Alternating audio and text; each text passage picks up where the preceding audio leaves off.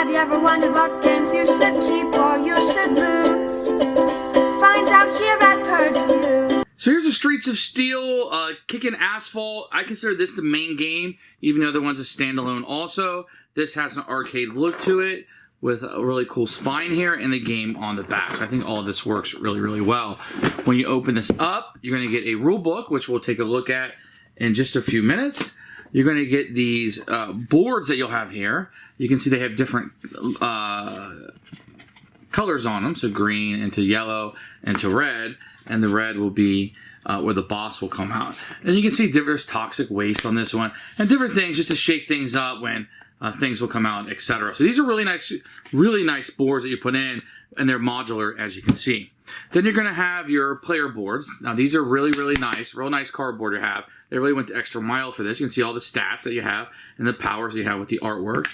And these, when you die, they have the little thing on the side of it for each character. So these will all be different. You see Average Joe, his is I tried, where his is like his Walkman, if you will. Kind of 80s out. So you can see the characters you have. Average Joe, this is the guy you saw in all the games. The Teleneta Kid. You got Kiki. And here comes your bad guys. You got Punks, the guy with the mohawk, right? Every 80s had that mohawk. Kilgaroo, which is a kangaroo that kills. Mayor Van Damage, this is your Hagar guy from Final Fight, right? He's the mayor, former principal. Candy Connor, you know, she's your smart talking with the Slurpee kind of thing going on. A couple more bad guys. You got Firebug, and each one has a boss Muty, which is like your criminal bad guy, if you will. Very nice, very good indeed. You're going to have a bunch of clips for the standees and then colors for your own colors. You're going to get a set of dice with this, which is really nice. And then over here is just a bunch of tokens you're going to have. So your first player marker, you're going to have some little tokens. Everything has like an 8-bit look to it. Your health, of course, is going to be hearts. This one did come with a miniature. So let's look this one up really fast. That you do have a miniature inside here. And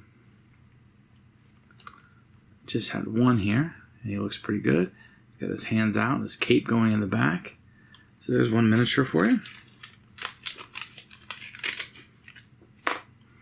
And the rest of these are just standees if you want to use these. These are the punk guys. Now, there are miniature upgrades for these are the Firebug guy. These all have an 8-bit look to them. So if you wanted to upgrade to miniatures, you definitely could do that. And you can have, here's the kangaroos that you see. You can see right there how they are. They're all double-sided. Here's the boss Muty that you would have. And they're colored on both sides, which is always really nice. And you have a bunch of debris in here. These are the quarters, because it's an arcade game you're playing for extra life. So that's a nice touch that you have in there.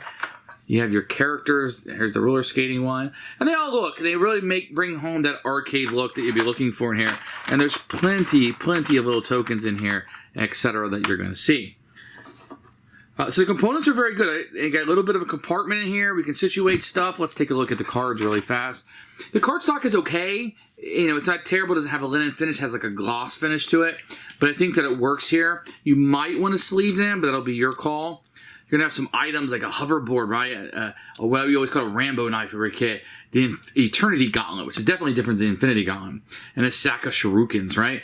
And then you have your cards for the bad guys. That will be kind of their AI as you're going through. Has a picture of them and kind of what's going to happen there.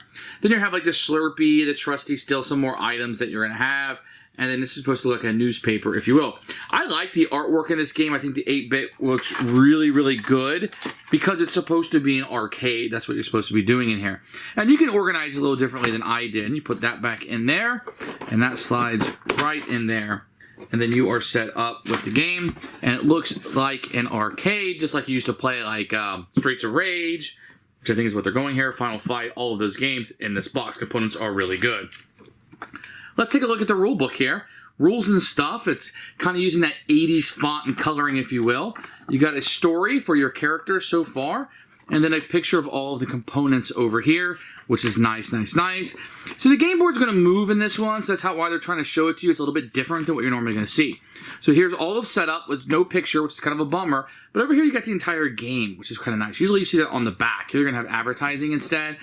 But they were able to fit it all on one page, and then they start breaking down the icons and kind of what you're doing in the game, how you respond, how the bad guys work. So it's a cooperative game. The bad guys will be run by an AI, Then you have your main boss. And then they have a gameplay in here to kind of go over that with you, a FAQ, and then an index. I find the rulebook to be very, very good. This really does play like a beat 'em up. They did an excellent job so far on this one.